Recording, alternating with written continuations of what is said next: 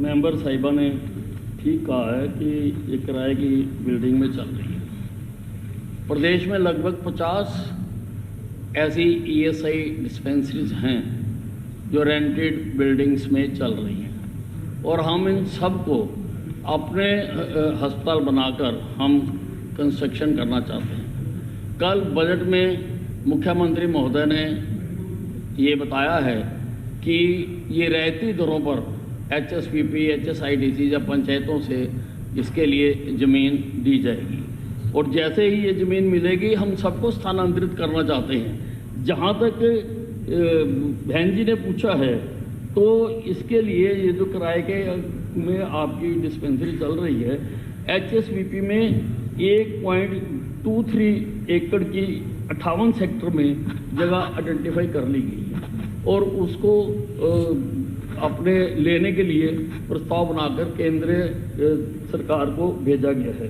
इसके अतिरिक्त वहाँ पर डिमांड को देखते हुए जैसे मेंबर साहिबा ने कहा है तो केंद्र सरकार ने 150 बेड का अस्पताल सोनीपत में बनाने के लिए मंजूरी प्रदान की है, जिसके लिए 6 एकड़ ज़मीन को वहाँ पर आइडेंटिफाई कर लिया गया है और जल्दी ही उसको हम करके प्रपोजल बना के इसकी भी हमने केंद्र को भेज दिया है। जैसे ही उसकी स्वीकृति प्रदान होगी तो वहाँ पर हम 150 बेड का अस्पताल बना के देंगे। ठीक के अंदर बिजली देने की नीति की बात की है। श्रीमान जी, वर्तमान नीति के अनुसार मौजूदा ढानी कनेक्शनों को AP फीडर से यानी कि एग्रीकल्चर फीडर से RDS डोमेस्टिक फीडर पर स्थानांतरित करने की लागत आवेदक लाभार्थी द्वारा वहन की जाती है। इसमें ट्रांसफार्मर की लागत शामिल नहीं है। ट्रांसफार्मर की लागत निगम वहन करता है। नए ढानी कनेक्शनों के लिए जहां लाइन की लंबाई फिरनी से 300 मीटर से अधिक और 3 किलोमीटर तक है, वहां लाइन की लागत का 50% और यहाँ पर भी ट्रांसफार्मर की पूरी लागत निगम द्वारा वहन की जाती है।